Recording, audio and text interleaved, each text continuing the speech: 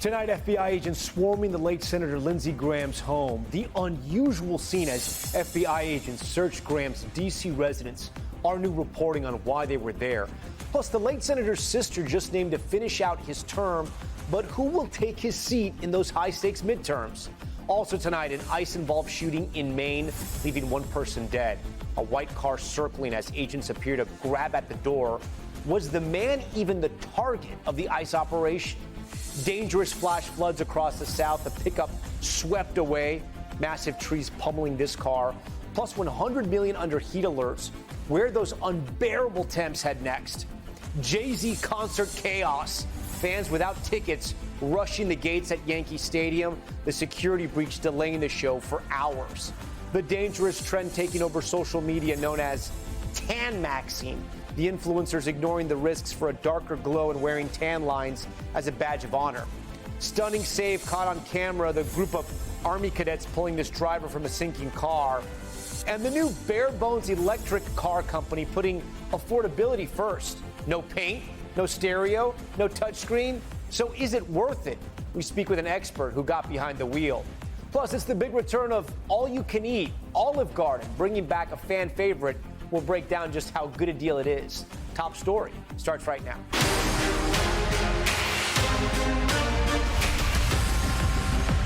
And good evening. We begin tonight with the new developments in the shocking death of Senator Lindsey Graham. The person close to him just named to fill his seat as the FBI swarms his home in Washington. New video shows federal agents descending upon the late senator's residence and searching his house. Sources tell NBC News it's out of an abundance of caution and that there's no evidence of foul play. A preliminary investigation found the 71-year-old died from a heart condition, so it's not clear why exactly the FBI was there. Graham's unexpected death coming just days after an overseas trip to Ukraine. He's seen here with President Zelensky on Friday. The senator's passing leaving a void when it comes to foreign policy in the Republican Party. Colleagues and staffers mourning the monumental loss. White roses, you see them here, placed on his seat in the Senate chambers, and handwritten notes posted outside his office door. Late today, South Carolina's governor appointing Graham's sister to the Senate.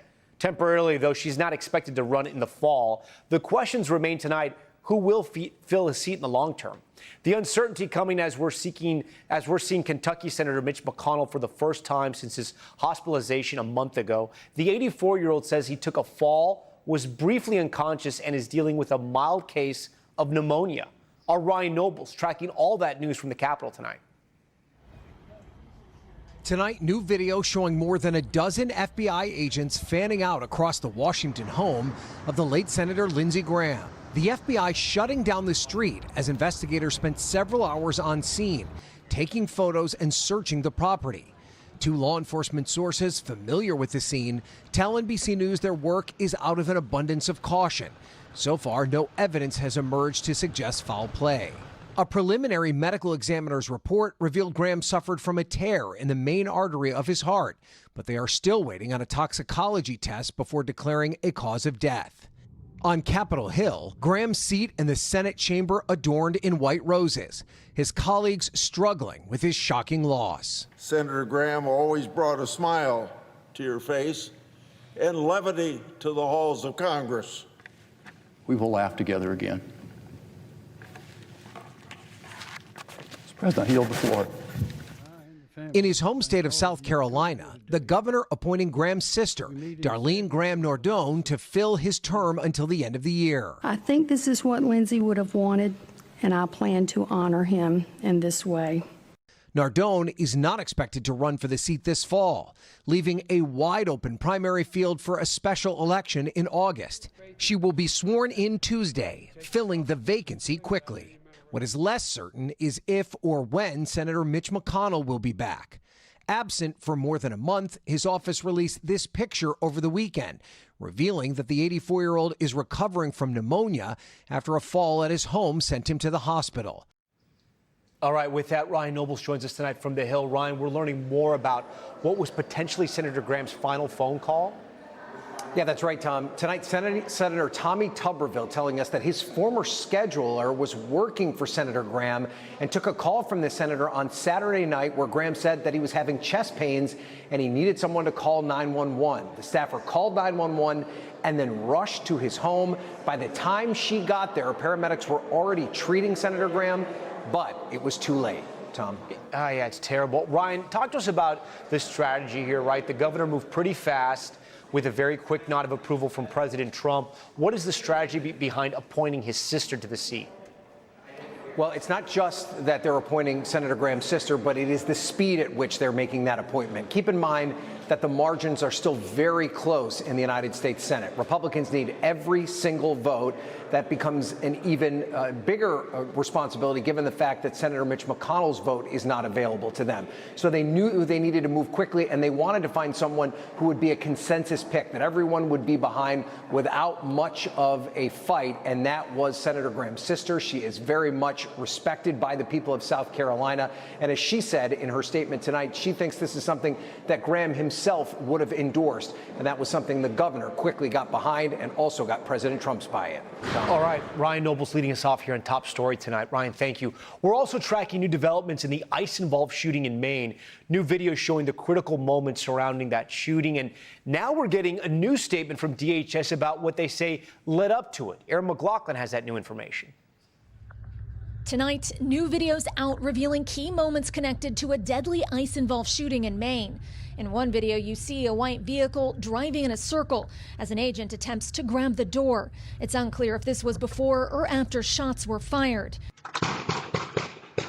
In another video, you can hear that fire. And in this video, you see what appears to be federal agents pulling out the limp body of a man, his hands then placed behind his back. And tonight, in a stunning development, Independent Senator Angus King issued a statement saying the victim of today's federal law enforcement shooting was not the target of the warrant. King's spokesperson telling NBC News the Secretary of Homeland Security called King to tell him the news. DHS has yet to issue a statement about the incident. That conversation shortly after Maine's Attorney General, who is leading the investigation, said that initial statements indicated the shooting was related to a final order of removal when the subject attempted to flee in a vehicle in the direction of the officer and was fatally shot. Earlier today, an immigrant rights organization told NBC News it identified the man killed as a 26-year-old from Colombia, adding he was authorized to work in the United States, having been issued a social security number. Today, news of the fatal shooting sent scores of protesters marching through the streets of Maine, just days after an ICE-involved shooting of a man in Houston. NBC News reached out to Maine's Attorney General for comment on Senator King's latest statement. They previously said a deportation officer would be placed on leave per standard protocol. Aaron McLaughlin joins us now. Aaron, I know we have a new statement now from DHS. What are they saying? Yeah, that's right. ICE issued its first statement on this shooting just minutes ago. I have it here. It says that, saying in part that they were conducting targeted surveillance on the last known address of an individual with a final order of removal, an individual who was not here legally, departed the residence in a vehicle. Quote, the vehicle attempted to flee the scene and fearing for public safety, an officer discharged his weapon. The driver of the vehicle was struck and passed away from his injuries. DHS also saying tonight that the Officer Inspector General based out of Boston will be leading this investigation. Also important to note that according to Senator King, the agents involved were not wearing body cameras. Okay, I want to go back to who's going to lead the investigation in a second, but this is important now. They're saying that he didn't use his car as a weapon per se against agents, just that he fled into the public, essentially.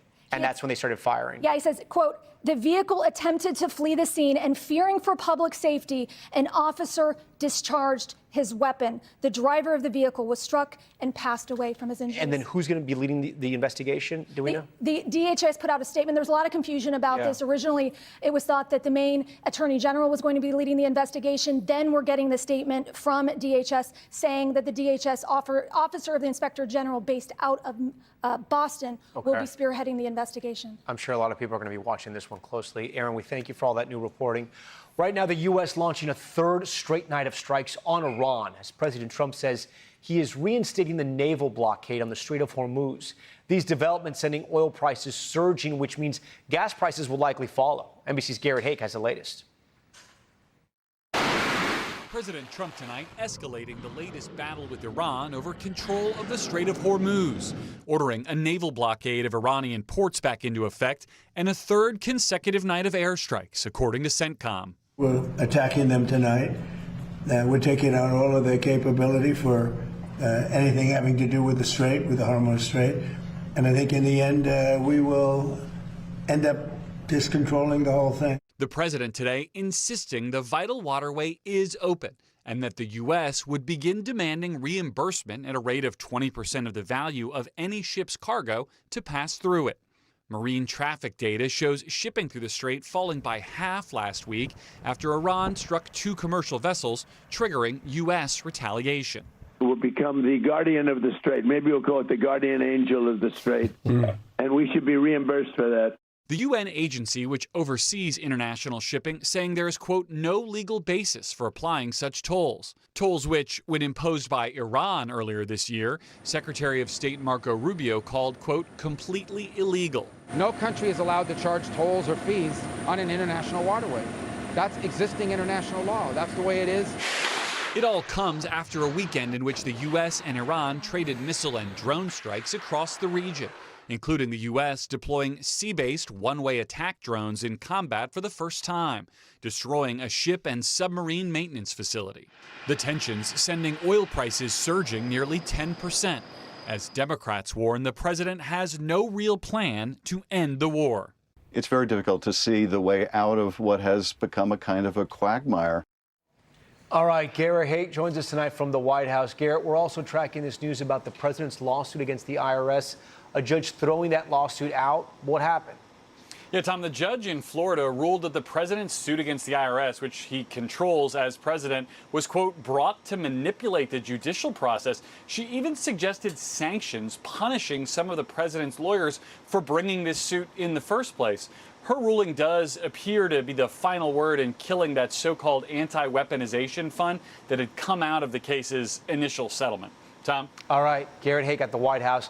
We want to turn out to the severe weather targeting millions of Americans. The South bracing for flash floods after a weekend of deadly storms. Take a look at the devastation in Missouri. Cars fully submerged and mobile homes destroyed. In Tennessee, this pickup truck swept away by the rushing floodwaters. And it's not just in the South. Wild video from Philly as massive tree limbs come crashing down right in this car. Right now, tens of millions are under new flash flood and heat alerts across the country. Bill Cairns is tracking it all. He joins me now. So, Bill, let's start with that severe weather tonight. Yeah, it doesn't matter how many times you've seen it. The power of water is just incredible. And the scenes out of Missouri and Tennessee, as we just showed you, we may have a repeat of that in Texas as we go throughout the next 24 to 48 hours. We already have a lot of moisture across the South, typical afternoon thunderstorms. But later tonight, especially in West Texas, we think thunderstorms are going to form and just linger, maybe for hours on end. And if we get those sitting in one spot, you could just imagine the flash flooding that's at least possible. And that's why we have 9 million people here. The area of concern, San Antonio to Austin, this is called the Texas Hill Country. Obviously, there's a lot of hills. There's a lot of small rivers. It's very easy to get significant life-threatening flash flooding in this region. And that for that reason, we have what's called a moderate risk. This is level 3 out of 4. There's only one category higher. And so Del Rio to San Antonio is maroon. That's for tonight into tomorrow. But this is likely going to linger right through into Wednesday. So as far as rainfall totals, isolated up to 10 inches. So, that's like roughly a summer's worth, what is normal that we're going to get in just a few days. And that will include Del Rio over to San Antonio. And, of course, Kerrville. That's where last July 4th, Camp Mystic got hit in the Texas Hill Country by a similar setup, Tom. Yeah, it's going to be a dangerous week. We'll be monitoring all that action there in Texas. I want to talk about the heat now. It is wild across the country. We talked about this a little bit last week.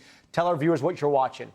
Yeah, so we watched the record heat, all-time heat, like Billings, Montana, Salt Lake City over the weekend. It was 111 in Montana, of all places. That heat is on the move. Today it was very hot. Minneapolis up to the Canadian border. Now that's going to slide through the Great Lakes tonight into tomorrow, and it'll arrive in areas like New York City, Washington, D.C. It looks like Wednesday, you should be about 100 degrees. All of the northern half of the country is going to be much warmer than normal, and then it's just going to kind of linger here in our nation's capital. 96 on Saturday. Look at Raleigh, 199 to 97. This is not the record-breaking heat from 2 weeks ago, but it's not far behind either. Okay, Bill Cairns, we thank you. We're going to turn now to the investigation to the death of a Mississippi college football player. His friends speaking out, trying to clear up confusion as questions about his cause of death mount.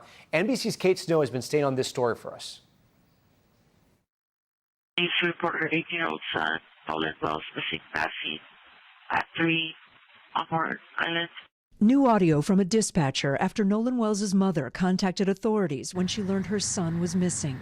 18-year-old Nolan went to Horn Island in a boat with friends on July 4th. His body was found 2 days later. It's unclear who Nolan was with when he disappeared. And now, new details from 2 people who were on the island. Trayston Shepard was not on the same boat with Nolan, but tells Rolling Stone he was with Nolan and a large group around 3:30 p.m. Many have speculated this video, widely circulated on social media, showed Nolan in an altercation. But Shepard says he's the man in that video having a disagreement. In that video, you hear somebody yelling, "That is me," Shepard told Rolling Stone.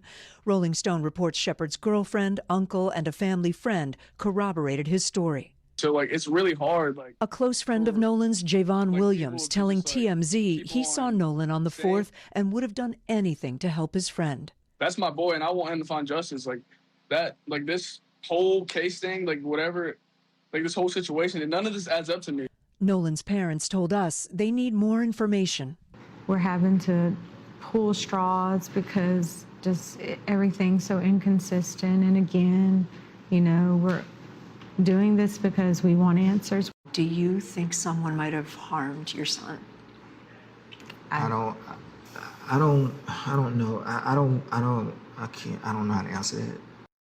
We still don't have results from the official autopsy or from an autopsy that was commissioned privately by the family. We have reached out, NBC News, multiple times to the county sheriff, and we're told the investigation is still ongoing. Meantime, online sleuths are trying to fill that information vacuum, often with misinformation. Tom? We are back in a moment tonight here with the terrifying attack at Yellowstone, a charging bison sending a man flying into the air. We'll speak with the photographer who captured it all on camera and rushed in to help. Plus, the security breach at a Jay-Z concert, a massive crowd storming the gates at Yankee Stadium, forcing it to go on lockdown for hours. We're back now with that terrifying video of a bison attack in Yellowstone National Park. You see the bison charging at a 65-year-old man and his grandson, launching the grandfather several feet into the air. All of this happening on Friday night. The man's family says he underwent surgery. Here's the good news. He is expected to be okay after being launched into the air that way. I want to bring in the professional photographer who captured those scary moments, Mike McLeod. Mike, thanks so much for joining us here. We're glad that man obviously is okay. You posted 2 videos, additional ones, of the bison behaving aggressively just moments before that attack. Walk us through how all of this started and what we're seeing in your videos. Sure. Thanks for having me on. So we pulled into camp about 8:20 at night. It's still light in Montana, and the bison is approaching a bunch of boys, and I'm taking pictures, and suddenly the bison, unprovoked, charges these boys. They're young boys. They run away quickly. They're safe. Bison continues on and then displaces a young couple cooking dinner. He kind of tears up the ground, and at that point, you see the final video where the 2 victims, or the one victim and his grandson, enter the picture. Yeah, and make it clear for our viewers here, right, that this grandfather and his grandson were far away from the bison, right? They weren't right up close to him before he gets charged. Yeah, that's actually correct. They were walking parallel, and they just happened to see him at the last minute and stopped briefly to take pictures. And there were people a lot more close near me, to my right and left, off camera, that you can't see. Yeah, and then at what point do you think, okay, you're shooting this is pretty wild, you're shooting the bison, which is incredibly interesting before this accident just happens, and at what point do you say, oh my gosh, I gotta go run and go help this guy? Yeah, well, I was a combat photographer in the Army, and it's kind of a familiar scenario to me. So as soon as someone is in extreme danger and I can help, that's when I stop. And that's what I did. And it wasn't just me. I mean, I was probably first only because I was following the story through my lens, but a whole lot of campers joined me and rushed the bison. And luckily, he was overwhelmed and he left. And then do you know what happened to the grandfather? I mean, he gets launched into the air. We see him sort of spill onto his side. What happened next? Sure. Well, if you look at the video, the first thing you realize is he could have landed a lot worse condition. He didn't land on his head, landed on his side. It was painful enough. He broke his leg in 4 different places. And he broke like his leg in 4 places? Yeah, it was one leg, but it was near the top, and so it's a pretty rough injury. Do you think that was from the impact? I mean, from the collision, or do you think that was from falling? Yeah, that's a good question. I don't know. But what I can tell you, I've been texting him, or my wife and I have been texting him back and forth today, and he said what he did is he was in charge 100% of his grandson's security. And so when they were running, he told his grandson exactly where to go and where to hide. His grandson did that, and then he lured the bison away from his grandson. And as you see, he could only run so fast. He was incredibly brave to do that. That can't be lost on this story as well. I know you have a master's degree in wildlife biology. You go to Yellowstone to get experiences like this, not like this one, right? But to get up close to nature. What can we learn from this? Anything? Sure. So it's the beginning of the bison rut, where male bison are very aggressive right now because they're competing for the breeding rights to the females. So they're herding animals. So it's always good to stay away from them. The Park Service says something like 25 yards, but in the rut, all bets are off. And the other thing is the Park Service is always saying, you know, all wildlife are dangerous, and that's true. You go to places to Yellowstone to be in wild places, and part of that is the feeling of danger and risk, and sometimes you pay the price. Yeah, a couple of things because you were there. How fast do you estimate that bison was charging, and how high do you think that grandfather was tossed in the air? My guess is that it was at least 8 feet. He looked like, to me, he was about 6 feet tall, so you can do the math by looking at it. But the most impressive to me of the entire incident was when the bison finally turned around, he ran across the nearby meadow, and I can only describe it as watching a bulldozer go at 50 miles an hour. It was just the most impressive thing I've ever seen. Mike McLeod, I'm glad you're inside a camper tonight, not outside, because it's definitely wild out there. We thank you for your time, and we're glad that grandfather's doing better. Thanks for telling your story. Yeah. Still ahead on Top Story, the new push to stop Paramount from taking over Warner Brothers. A dozen states are now suing why they allege the merger could negatively impact American consumers. Plus, the brand new electric pickup truck looking to make it more affordable to get out on the road. So what will it cost you, and why is it so cheap? We'll hear from someone who took a test drive.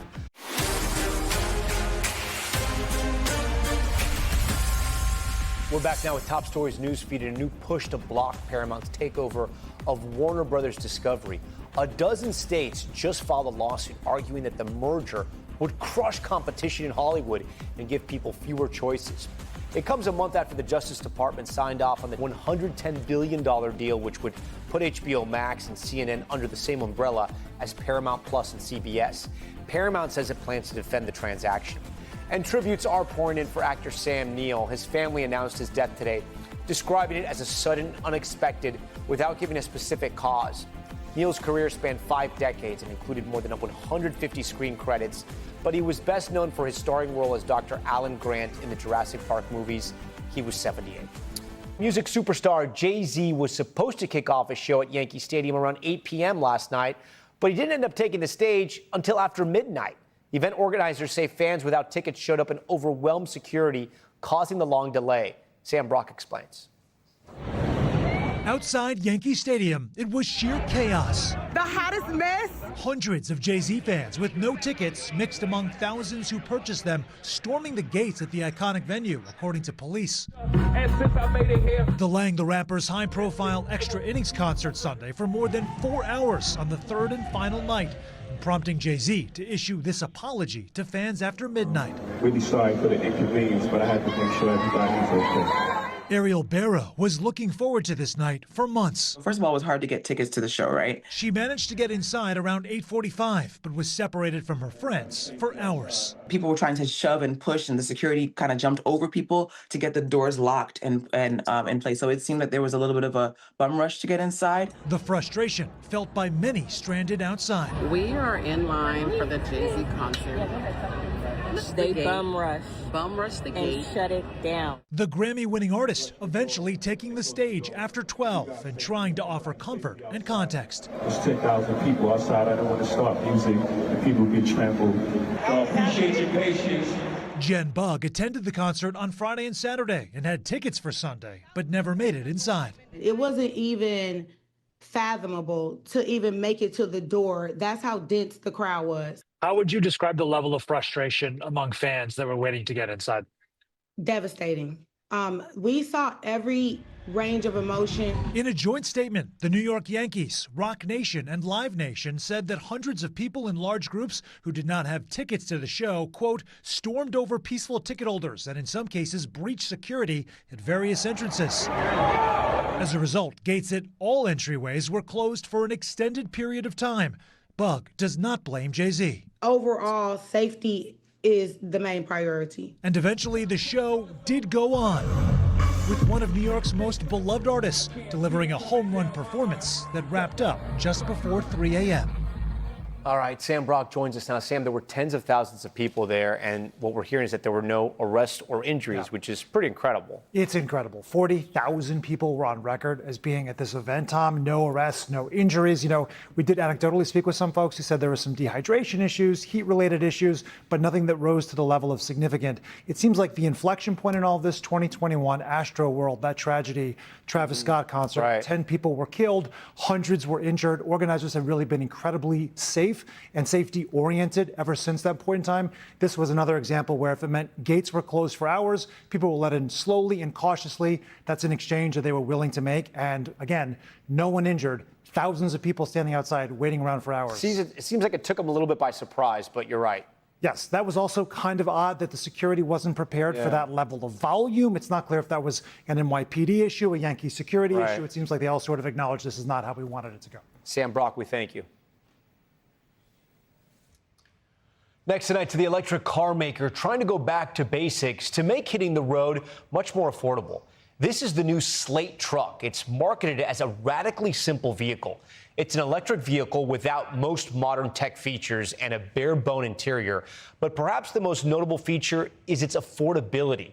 This vehicle that you're looking at right here starts at just under $25,000 if you don't add on any additional features. For comparison, the average truck in the U.S. costs $64,000. That's more than double the price of a Slate truck. Slate trucks are made here in the U.S. and will be hitting the streets later this year, but a select few have gotten an early look, including our guest, David Tracy. He's a former Jeep engineer and co-founder and editor-in-chief of the Autopian? Is that the way you say it? The Autopian, close enough. The Autopian. Close enough. All right, David, welcome, and very unique and cool name for your site. So we have video of you driving this truck, right? Some of the quirkier features include a manual roll-down window, and there's not a fancy entertainment system or screens, just a place to put your phone. What was it like to ride in this Slate truck? How does it feel? Well, there's really well, first off, Tom, thanks for this. This is a lot of fun. Talking about an inexpensive truck. I mean, driving this thing was unlike really any car I've ever driven. In that it sort of blends simplicity of a car you'd expect from eras ago with an electric drivetrain. There's really no other vehicle that is this simple inside and to drive, but is also electric. Usually the two don't go together. It is very strange to roll down a crank window in a car that's coming out, this century, this millennium, anything from the 2020s with crank window, it's a surprise. It's a little different, but there is a certain fun factor to it. There's no radio. There's not even paint. It doesn't come with paint. You have to wrap it. You can turn it into an SUV. You can change the grille. It's different. It's weird. So $25K, it's all electric. You're going to be saving a lot of money. Is it safe? Slate says it is safe. Their plan is to get 5-star crash test rating and to be a top safety pick from IIHS. And their plan is, hey, we're going to offer a safe car that's somewhat reasonably priced, that is nice to drive. I mean, I only drove it for a little while, and it's electric, so it feels quick. It rides reasonably well. It's got the cool factor, and it when you're in it. You're in this car that's like nothing else. It's a little pickup truck with a tiny bed, and it's got this one was wrapped. It's a cool looking machine. It's fun, but you have to wonder if Americans are ready for a crank window and for no infotainment system. Yeah, that level of simplicity. David, I think, and we'll probably get to this later in the interview, but I think Americans are ready for that price. How is Slate able to keep this price so low? So the price, it's interesting because there are other vehicles gasoline vehicles that are cheaper and they offer more. They offer power windows and infotainment system, 4 doors, which is a huge thing, which is going to be a big challenge, I think, for this slate.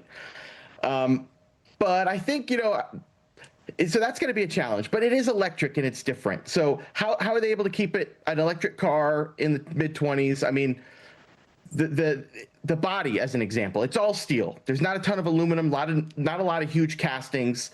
It's just keeping it simple.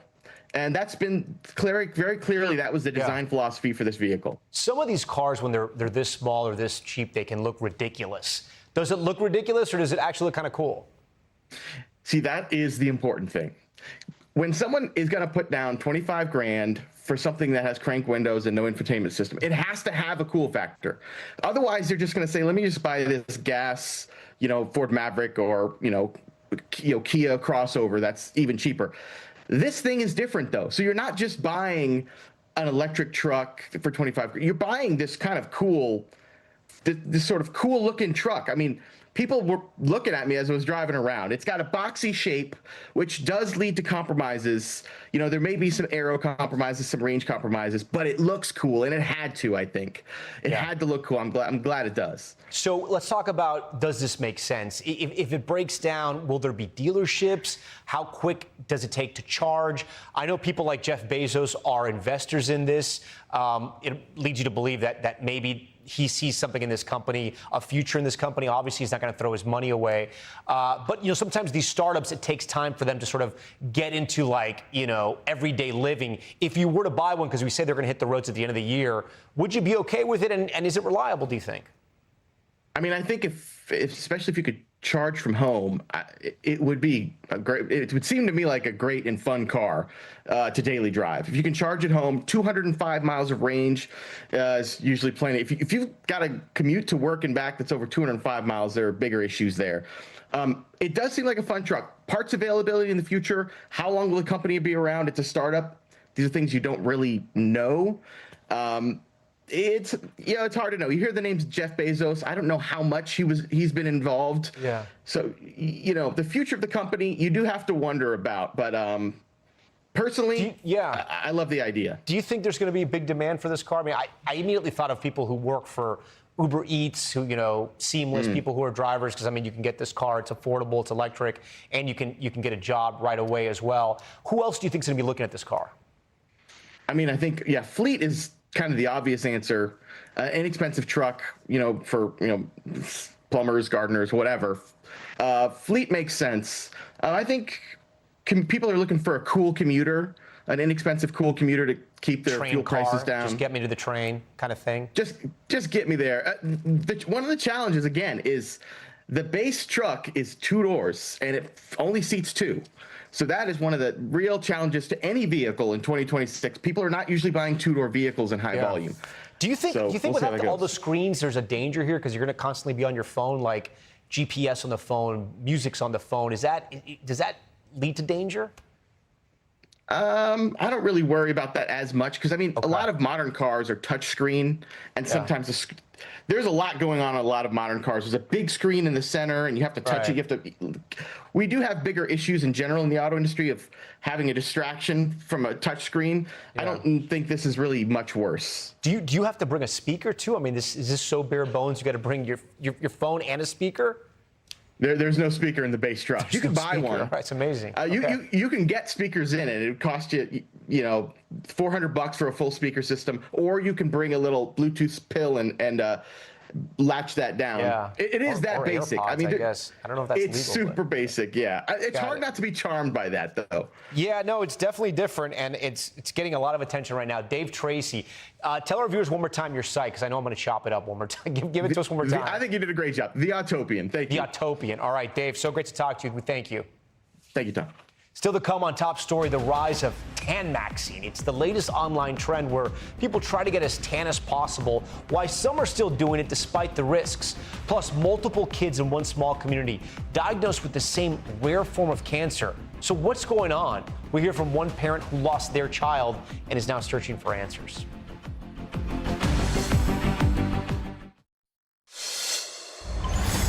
All right, we are back now with Top Story's Health Check and the viral trend taking over TikTok this summer. It's called tan maxing, and it has people skipping sunscreen and chasing tan lines. But dermatologists are sounding the alarm, concerned that the lack of sun safety could increase the risk of skin cancer. NBC's Maggie Vespa breaks it all down. Me and my sister are at the beach, and we're going to see how tan you can get. Tonight, as record heat roasts America, more and more young people are baking in that peak summer sun. UV's 10. In the name of a viral trend, tan maxing or sun maxing. The general goal, to spend hours in the sun with little to no sunscreen, even tracking the UV index to catch the strongest rays to build the darkest, most even tan possible. Dramatic tan lines, often seen as a bronzed badge of honor. Would you consider yourself a tan maxer? Oh, for sure. Florida-based content creator Sasha Nicole Smith says she tans daily. I don't personally use sunscreen, but I know my skin type very well. But I would do it in very small doses and in moderation. Is the goal like a deep, dark tan? Yes, always. Me and my friends and other people that I know, we just feel and look better when we're tan. Do you worry about skin cancer down the line? I do. I think if I was a lot fairer or if I was more prone to burning, I would be a little bit more concerned. But for dermatologists, alarms about the glowing trend are growing louder. Scale of 1 to 10, 10 being the worst, how much does this trend of tan maxing alarm you as a dermatologist? It's definitely a 10. Sun is a silent killer. Dr. Michelle Henry says young people addicted to tan maxing come into her office repeating misinformation, like one of my patients described a base tan as being as safe as sunscreen. And that's really incorrect. Another myth, she says, we have zero evidence that sunscreen causes cancer. Melanoma rates have been on the rise for decades, with an estimated 112,000 new cases expected this year, according to the National Cancer Institute. But denial about the danger is nothing new. Case in point, this NBC News piece from more than 30 years ago. I guess I run a risk of getting skin cancer, but I like the beach and I like being in the sun. Now, a new generation is obsessed with being bronze. When these trends become popular and it becomes a part of the culture, it's very difficult to weave that out of the fabric of that generation. Maggie joins us now. So, Maggie, it's sort of interesting, right? Because this generation, and we've reported this on Top Story, is so into skincare and taking care of their complexion, right. Yet tanning is so damaging. So why is there a disconnect?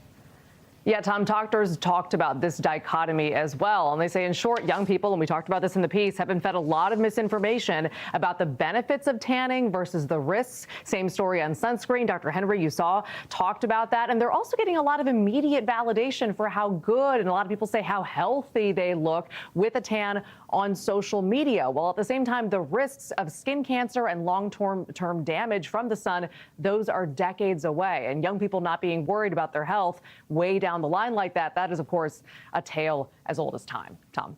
Okay, Maggie Vespa, thank you for that one.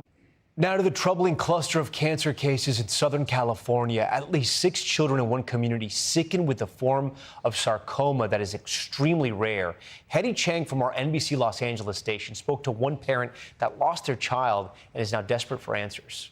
Megan Madison says you can always find her son Brody outside where he loved to play sports. He was an outdoor kid. If there was a time to be outside, that was Brody. He was out on his bike. He was out at the park. Just before his 15th birthday, Madison says Brody began complaining about back pain.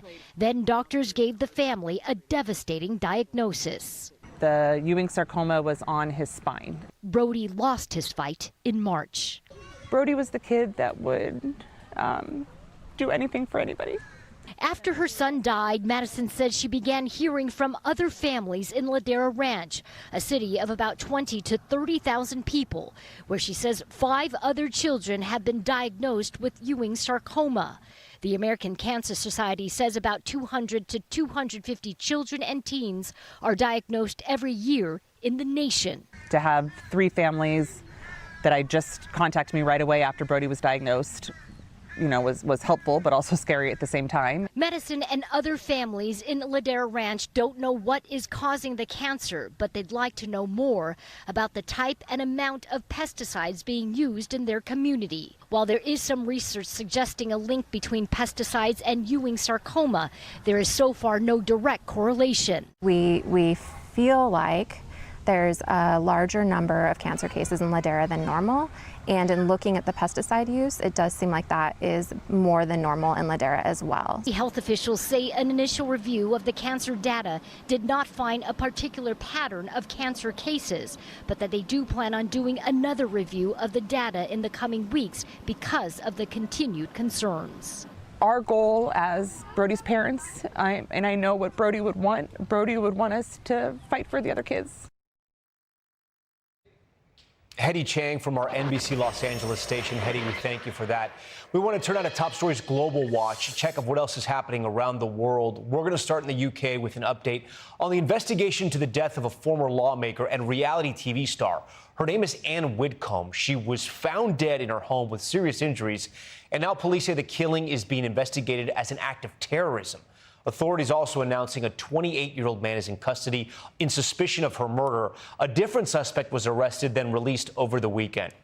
And new wildfires are raging across parts of Europe. In France, some neighborhoods ordered to evacuate as flames rip through a historic forest about 40 miles south of Paris.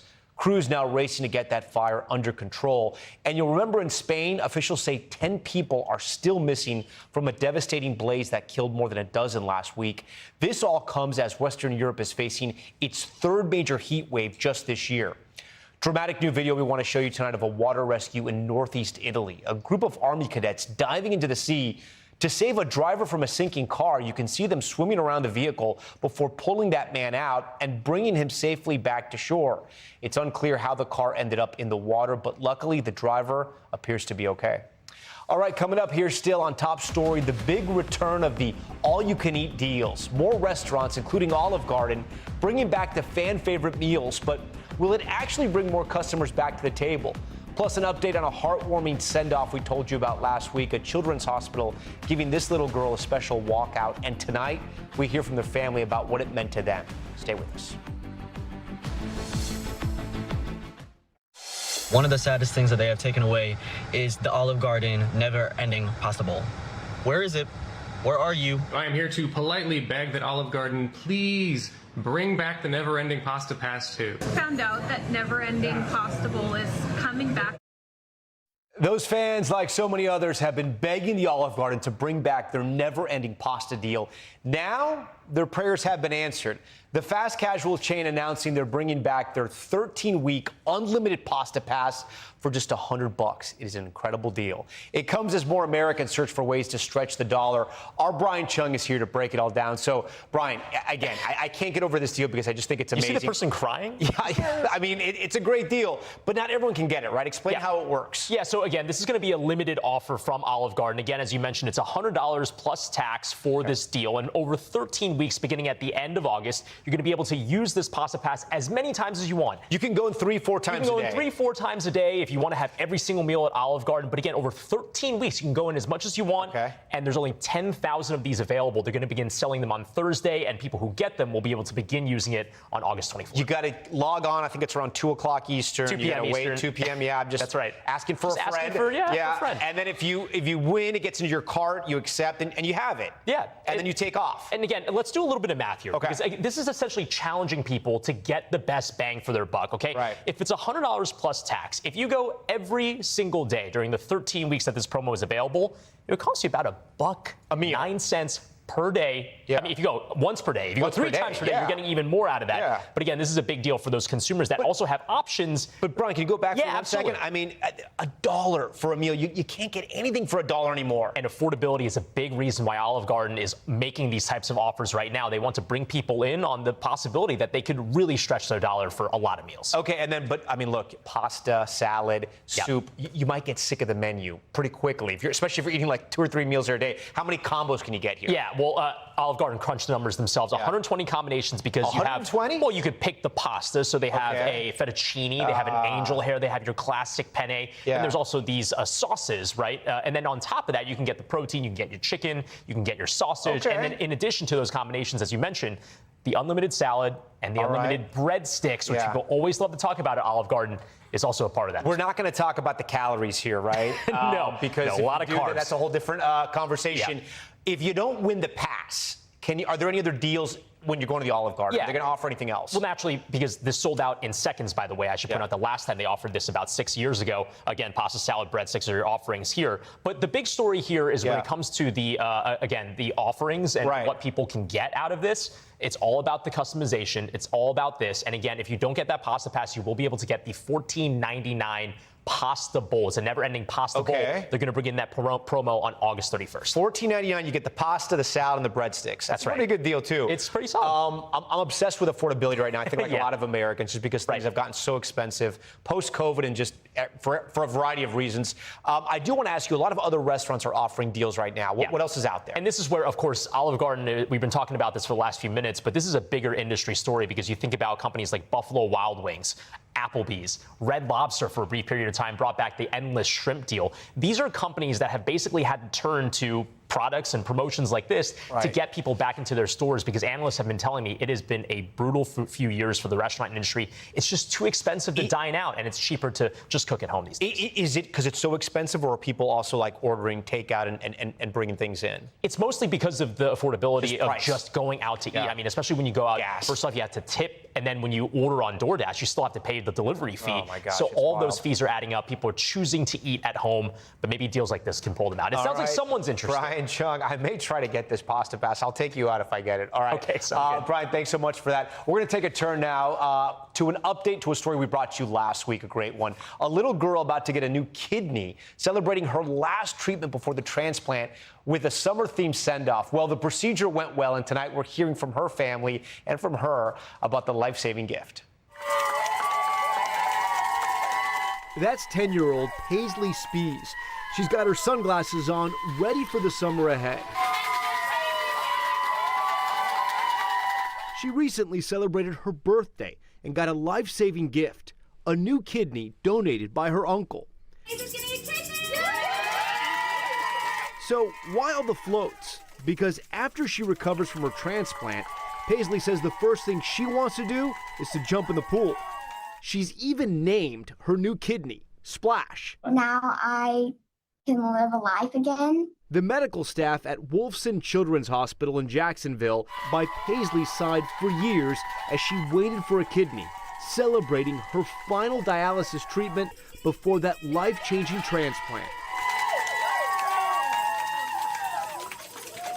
I'm not one to show a lot of emotion, but to open the door and to see everybody. We've spent for 2 years every single Monday, Wednesday, Friday for 4 hours with them. And so they did become family. I love them all. They're all your best friends. Yes.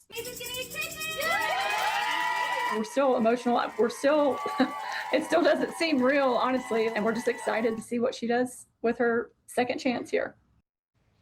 All right, that does it for us tonight. We thank you for watching Top Story. I'm Tom Llamas in New York. Stay right there. More news on the way.